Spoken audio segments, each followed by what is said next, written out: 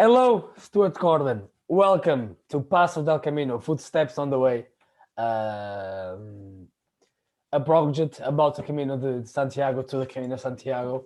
And it's really a pleasure for me to have the opportunity to talk to you and share our passion for the Camino. Thank you so much. Not an issue. It's great to be here. Let's start from the beginning. Why the Scottish, the people from Scotland, love so much the Camino? Why? I don't think, to be honest, the people of Scotland love the Camino so much. There's a lot of Scottish people that are passionate about it, but not many Scottish people know about it. Honestly, I really. No, I was just saying, I was just comment that with you because I don't know you are guys like the sixth or the seventh Scottish that I talked. I don't have like many from Ireland or not many from England, but from Scotland you are, I don't know, like the sixth or the seventh. It's crazy. I think you've picked the right people. The thing is that Galicia is so much like Scotland. There's the bagpipes, there's the music, Oh, okay, makes sense. and It kind of and makes sense. and the landscape is very Scottish. So, from my point of view, going to Galicia, and it's okay. That is just the end point. Galicia is just the end. Yeah. But when we finally arrive in Galicia, it's like arriving home. So let's now really start from the beginning. How the Camino, how the Camino has called you. I was a civil servant. I worked for the UK government, and I took early retirement at age 50, and I went over to the United States for a month just to travel. And when I came home, I watched a movie. Okay, makes sense. You know the movie's name. Yeah. And the next week, because I had retired, I started my Camino a week after watching that movie. Oh, a week. A week, yes. I That's said, amazing. I've got to go. I've got to go. I've got to do it. That's amazing. And did you about the movie? Did you relate it to the Irish guy? Yes, I did. Um, but it was the journey itself, Yeah. and the people that he'd met. And I thought, okay, it's Hollywood.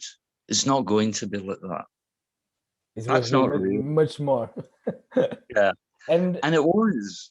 Um, the people I met were fascinating people. The friendships I built, and then I got the Camino virus. virus, yeah, the Camino bug, Yes, the Camino bug. it is like COVID, but it doesn't go away. No, So that was it's a that was really good virus. This one. oh yes, because 2 months later I was doing the Camino Portuguese. Oh, that's amazing. That's amazing. I don't know. So I finished the Camino France, and 2 months later I was doing the Portuguese. I know that there are really different Caminos. Okay, but sometimes I'm used to listen that mostly the people that start from Lisbon doesn't like that much because it's so much road, it's so it's not many crowd, and because of that they don't like it. You need to understand that it's really too different. It's from going to the 80 to the to the 8, because the Camino from Lisbon it's relatively a new thing, not Camino from Porto. And many people just from Porto is much better. Okay, because the people normally from the Asian times started from Porto, because the infrastructure are more after Porto, not behind Porto. Yes. But I guess for the pilgrims that are kind of busy or just trying to get out of the busiest that is the French Camino.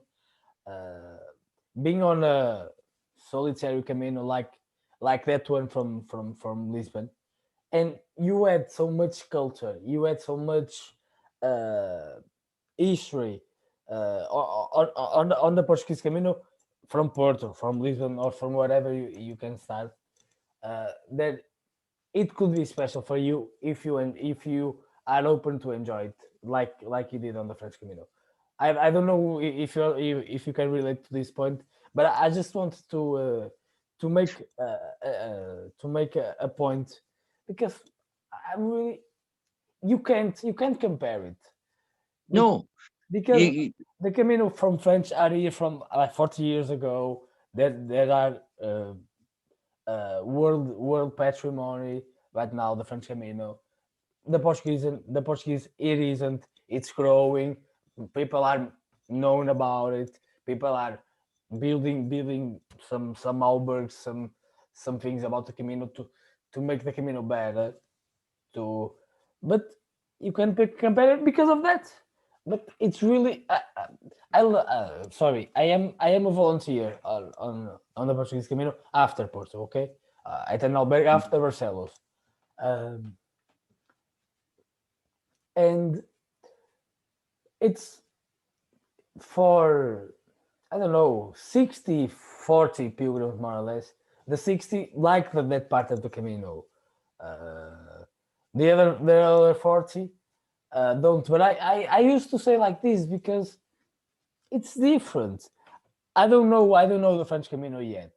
The thing that I know about the French Camino is the last 50k. Okay, mm, the last 50k I walked because I was doing the Primitivo. That the last 50k are the same. and you hated it. You hated the last 50k. You I have you, walked. you know you know. Yes, I've walked to Primitivo two times, I'm walking the second time this year if I'm able to do it. and anything from Malid onwards is hell. Hell yeah, yeah. It was like the dogs from hell were released. Yes, Uh, I'm with you on that. You'll walk with maybe certainly the first time I did the Primitivo with 7 people, all the way from Oviedo, and we didn't. When we got to Malid, we did not see each other again until Santiago. We were just caught in the rush. I don't know. I don't know, and I don't like it that much because people uh, make like compares caminos, but it isn't comparable. Okay, uh, No, and you couldn't, and you won't go to say don't do that camino. Don't do, why are you telling other people to don't do that camino? Why? And why you say that is ugly? Okay, it's your opinion. Okay, uh, respect, but don't tell people don't do it. I just so sorry. I had this point in my head some moments ago when it shocked and I just came out. Sorry. that's okay. That's all right. I just don't like crowds. Me too. So let's start the Camino. Why the Camino? It's so special for you. It's a time to reflect. It's a time for friendship. It's a time to make bonds or not, as you choose. And it's a personal time. It's a personal time, and it's great fun. It is great fun. It really is. There's a lot of comradeship there. You build your own little team round about you, and you get each other through the day. Um, if you're having a bad day, other people will pick you up, and vice versa. And it's the community of that little team. which is invariably there. People will walk at the certain pace. They'll be going to the same places as you. They'll be stopping in the night. There's the meal at night. You can reflect on the day. And there's laughter and there's fun. But at the same time, it's a time for myself to maybe walk alone. I can walk in a group, or I can just say, look, I really need a couple of hours. Just you carry on. I'll get you, the next stop. It's freedom, and it's pure freedom. That's amazing. That's what the Camino is for me. That's amazing. That's really a nice statement. So I have a question right now, okay? Okay. And you already told us some things that the Camino is really special. Whereas like the friendship, the people being there without knowing you from nowhere, being there for you, helping you in your worst moments. I had the same. I have now it's really good friend. I'm just sad that I can't met with him more because he's in Spain. I'm in Portugal, and in one of my worst moments, I was really down, really down. This guy, without knowing, we just shared some few words, 1 or 2 beers. In that, I don't know, it was like my second or third day of the Camino, the Primitivo, and he had just the right words on the right moment. You understand? Yeah. And that words changed everything. And the sightseeing, the places that we walk by, like the Ruta del Hospital is on the Primitivo, that just outstanding. Yeah. Last year, I was able to walk the Winter Camino. The Winter Camino, it's a Camino to be discovered. I don't know, it's really amazing. Kind of like the Primitivo, isn't too large. It's also some hard stages. It's not that has not the same infrastructure that at the Primitivo, but I guess that's a lot of potential there because the Camino, the sightseeing are outstanding again. The people that was that stick out to me more, the treatment from the locals right in the middle of a pandemic virus was out of the ordinary. It was blow my mind. It was really special. And walking the Camino last year in the middle of a pandemic was a really good moment for me. Do you understand? Yeah. My next question is kind of about that. So, if you had the opportunity to go back and relive your best moment walking the Camino, which moment you choose? Oh, wow. I just said one. One. Or It didn't involve a human.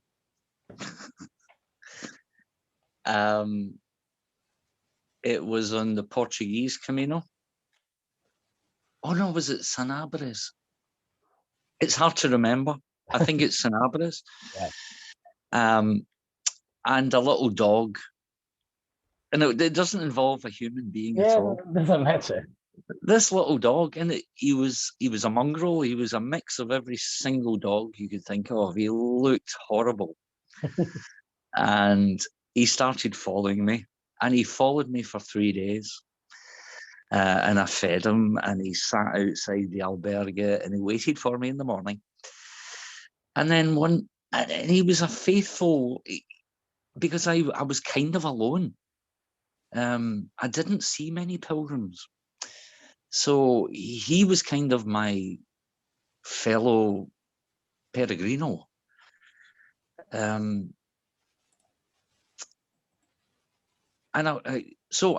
he followed me for 3 days. He must have covered 60 kilometers, this little chap. And he was tiny. He was a little small dog with little tiny legs. And we got to an albergue one day. And when I got up the next morning, he wasn't there.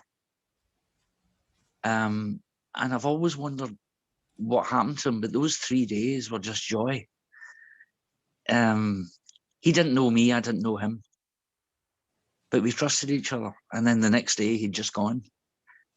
And I then found out that he'd hooked up with another couple of peregrinos who'd gone earlier in the morning than me. So he'd found somebody that fed him better. You know, I have I can do something like that. Not about a dog, but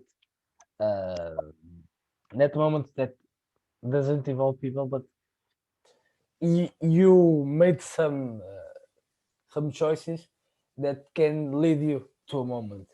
And last year on the winter Camino, on the Camino de Invierno, on the second stage, on the first stage, it kind of is like start really hard right on the first stage, and I stopped in the place. It's called Las Medlas, another world sightseeing, world patrimony from the humanity, Las Medlas, and it's a really big rock mountains built by the Romans, where the Romans extract gold. It's really amazing place. And I stayed on hotel in that Camino.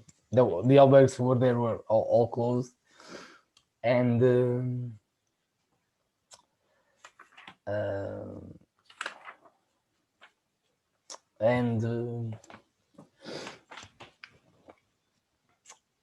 I have like this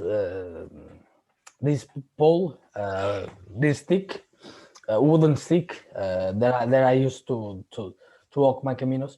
Every I have 5, 3 times the Portuguese, the Primitiva, and last year the winter. And I lost it. I didn't lost it. I left. So in that first day arriving in that mountain, I was really tired. And when I arrived, I stopped at the first bar, asked for a drink, and I sit down. I sit down. I sit on the pole, and I forgot, and stay right there. And I just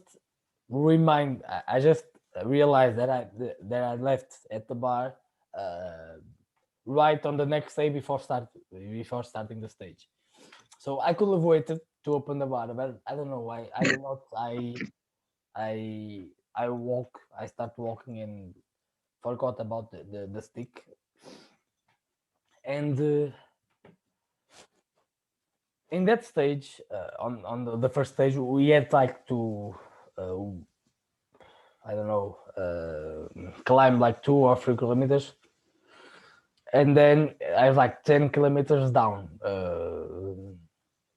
But just after finishing the climbing part, there's like this deviation that can leave you. It's more or less 500 meters, more or less.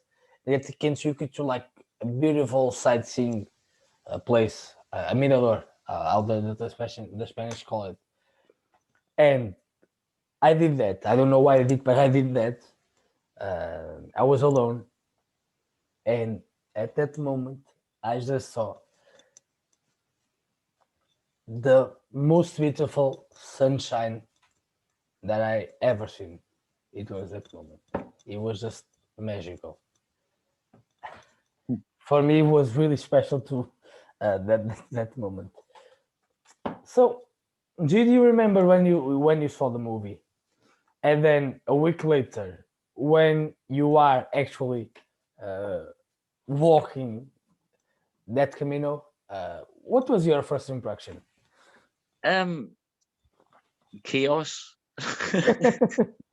Nice answer. And I had far too much kit. Absolutely. I had 50 kilograms in my bag. Probably.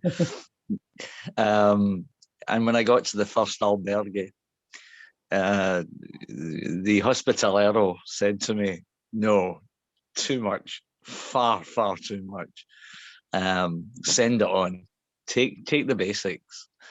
So I had a really big rucksack too. It was like a 60 or 75 litre rucksack. So I basically walked the Camino with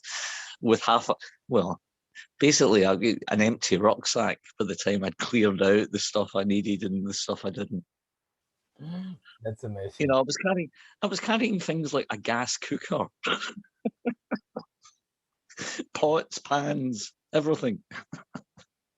That's amazing. So the Spanish post office took care of that. But I guess, okay, we on the first Caminos we kind of do like these mistakes. Oh yeah, but it's part of the Camino, right? oh yeah. There's mistakes to be made. I guess if it will come like in a question, one of the last questions, but it kind of, when you decide to walk the Camino, when you decide to study about it, don't don't overlook the Camino. Just look for some things, but go on your own way. Enjoy it. Don't learn about it too much. Let the Camino to drive you. Yes. Isn't like Don't that? look to, yeah, I've always said that to people. Don't force the Camino. Let the Camino come to you. Yeah, there's another saying: start the Camino as an old man and finish the Camino as a young man. There's a lot of young people that I've seen trying to do 35 kilometers, 40 kilometers a day, and you pass them within 3 days and they're totally wrecked.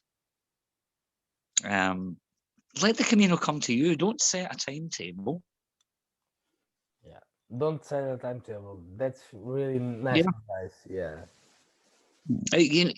You know, if you like the feel of a place, and you know there's an albergue there, and you think, oh, I could push on for another 10 or 5 kilometers, 10 kilometers. If you don't feel like doing it, there's no reason to do it. If you feel good in a place, stop. And at the same time, if you get a bad feeling about a place, and I'm saying a bad feeling, if you feel you can go further in that particular day, then do it. Don't stick to a timetable in a Camino. Don't feel that you need to have to be in a certain place. Don't have a timetable. That's really good advice. So I have a question with the quick answer. Okay. Yeah. Imagine, let's try to something magical here. Imagine that something in the world happened, and we have to live our life in a loop. Okay, so we have to relive every day the same day, just Okay. do the same, every day the same day. Okay. Yeah. And when this happens, you are walking the Camino. So you have to walk the same stage every day. Which stage you choose? Okay. The same day every day. You've mentioned it before, and it's the Hospitales route over the top of the Primitivo. The same year, the same. It's a long day. There's not an awful lot up there. There's no bars for what, 30 kilometers, is it? 30, yeah. Yeah, and but the views and the scenery, it's phenomenal. Yeah, I can't put in words what feelings we live there. Just the climbing up. Yeah.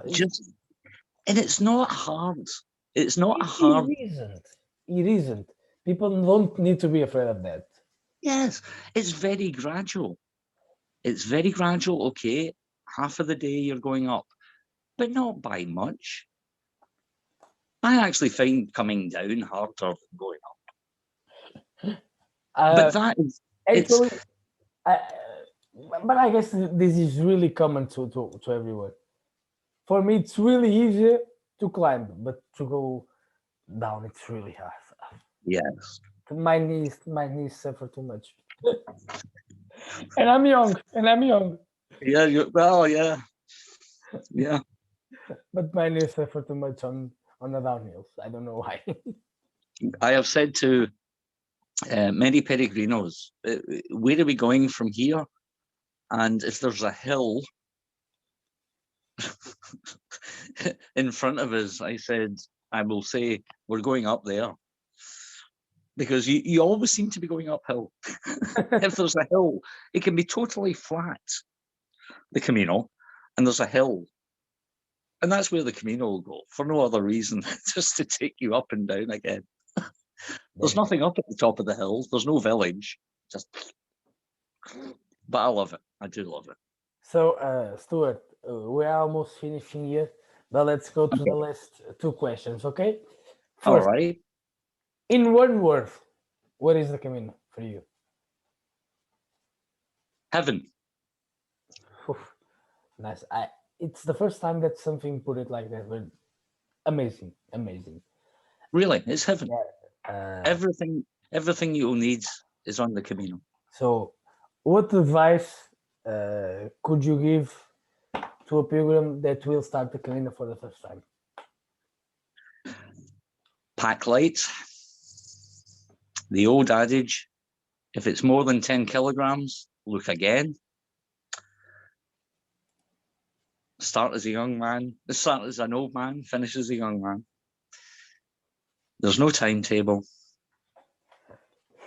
And it's not a race. It is not a race. It is your Camino. It's nobody else's. You may find people along the way that you like and want to spend time with. But every day is your Camino. It's nobody else's. That's really amazing. So, Stuart, we are already finishing here, but let me say thank you so much. It was really a pleasure, and I want you to know that you have a friend in me. Anything you need in other way that I can help, please let me know. And I really hope to meet you sometime on the Camino, just to pay that beers. Okay? Okay. Well, if I do hospitalero in Grau on the That's amazing. I just finishing a few hours ago talking to another hospitalier in Grado. Do you believe in that? Yeah, well, I do it once a year. That's amazing. And that's just part of the Camino. I've done the Camino. I want to give something back to the Camino. So I do 2 weeks voluntary there every year. I didn't do it last year, but for obvious reasons, I was meant to. Yeah. I was meant to be starting in March last year for 2 weeks and then gone. Thank you so much. No problem, sir. Buen Camino. Buen Camino.